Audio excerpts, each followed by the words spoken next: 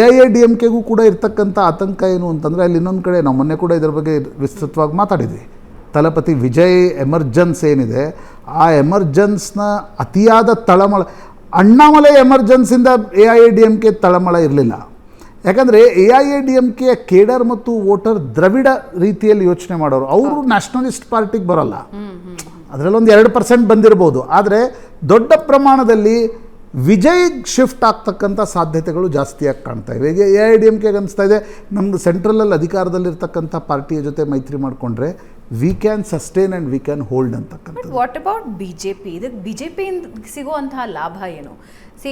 DMK ವಿರೋಧಿ ಏನು vote bank ಇದೆ ಅದು AIADMKಗೆ ಹೋಗ್ತಾ ಇತ್ತು, AIADMK ವಿರೋಧಿ DMKಗೆ ಹೋಗ್ತಾ ಇತ್ತು. ಓಕೆ, ಈಗ ಸ್ಟಾಲಿನ್ ಅಧಿಕಾರದಲ್ಲಿದ್ದಾರೆ, DMK ವಿರುದ್ಧದ ಆಂಟಿ ಇನ್ಕಂಬನ್ಸಿ ಅಥವಾ ವಿರೋಧಿ ವೋಟ್ಗಳು AIADMKಗೆ ಹೋಗ್ತಾ ಇತ್ತು. ಆದರೆ ಈಗ ವಿಜಯ್ ಬಂದಿದ್ದಾರೆ, ಅಲ್ಲಿ ಆ ವೋಟ್ನ ಈ ಕಡೆ ಎಳ್ಕೊಳ್ಳೋ ಸಾಧ್ಯತೆನೂ ಜಾಸ್ತಿ ಇದೆ. AIADMKಯಿಂದ ವೋಟ್ಗಳು ಬರೋ ಸಾಧ್ಯತೆ ಇದೆ. ಈ ಮೂರು ಜನರ ಮಧ್ಯೆ BJP ಕಥೆ ಏನು?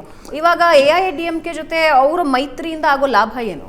ನೋಡಿ, ಕರ್ನಾಟಕದಲ್ಲಿ JDSನೊಂದಿಗೆ ಹೊಂದಾಣಿಕೆ ಮಾಡ್ಕೊಂಡಿದ್ರಿಂದ BJPಗೆ ಲಾಭ ಆಯಿತು ಅದರಿಂದ, but not the same thing ತಮಿಳ್ನಾಡಿಗೆ. ನೋಡಿ, ಈಗ ಕರ್ನಾಟಕದಲ್ಲೇ BJP JDSನ ಮೈತ್ರಿಯಿಂದಾಗಿ ಲೋಕಸಭಾ ಚುನಾವಣೆಯಲ್ಲಿ ಅವ್ರಿಗೆ ಲಾಭ ಆಯಿತು.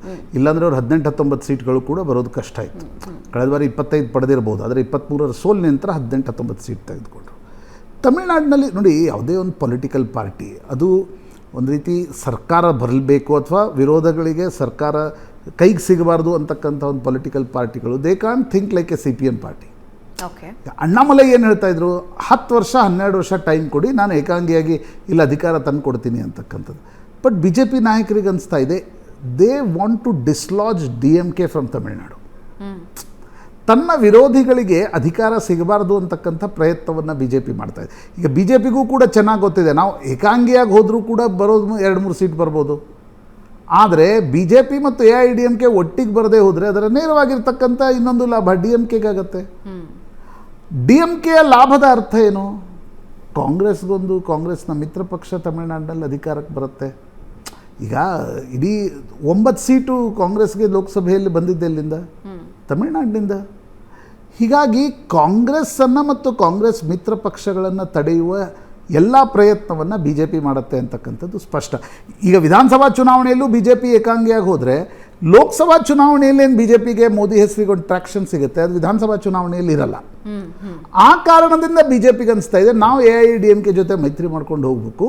ಹೋದರೆ ಉಳಿದ ಸಣ್ಣ ಪಕ್ಷಗಳನ್ನು ಕೂಡ ಗುಡ್ಡೆ ಹಾಕ್ಕೊಂಡ್ರೆ ಆಗ DMKಯ ಮತಗಳನ್ನು TVK ಏನಾದರೂ ಕಸಿದುಕೊಂಡ್ರೆ AIADMK ಅಧಿಕಾರಕ್ಕೆ ಬರಬಹುದು ಅಂತಕ್ಕಂಥದ್ದು BJPಯ ಲೆಕ್ಕಾಚಾರ. ಅಂದರೆ ತನ್ನೊಂದು ಮಿತ್ರ ಪಕ್ಷ ಒಂದು ರಾಜ್ಯದಲ್ಲಿ ಅಧಿಕಾರ ಹಿಡಿಬಹುದು ಅಂತಕ್ಕಂಥದ್ದು.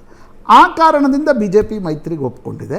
ಮೈತ್ರಿಗೆ ಒಪ್ಕೊಳ್ಳುವಾಗ AIADMK ಹಾಕಿರೋ ಕಂಡೀಷನ್ ಏನು? ನೀವು ಅಣ್ಣಾಮಲೈ ಅವರನ್ನು ಪಕ್ಕಕ್ಕೆ ಸರಿಸಬೇಕು ಅಂತಕ್ಕಂಥದ್ದನ್ನು ಪ್ರಾಯಶಃ ಅದನ್ನು BJP ಹೈಕಮಾಂಡ್ ಒಪ್ಪಿಕೊಂಡು ಅಣ್ಣಾಮಲೈ ಅವರಿಗೆ ರಾಜೀನಾಮೆ ನೀಡುವಂತೆ ಸೂಚಿಸಿದೆ. ಇದರ ಅರ್ಥ ಏನು ಅಂತಕ್ಕಂಥದ್ದು ವಿಧಾನಸಭಾ ಚುನಾವಣೆಯಲ್ಲಿ ನೋಡಬೇಕು.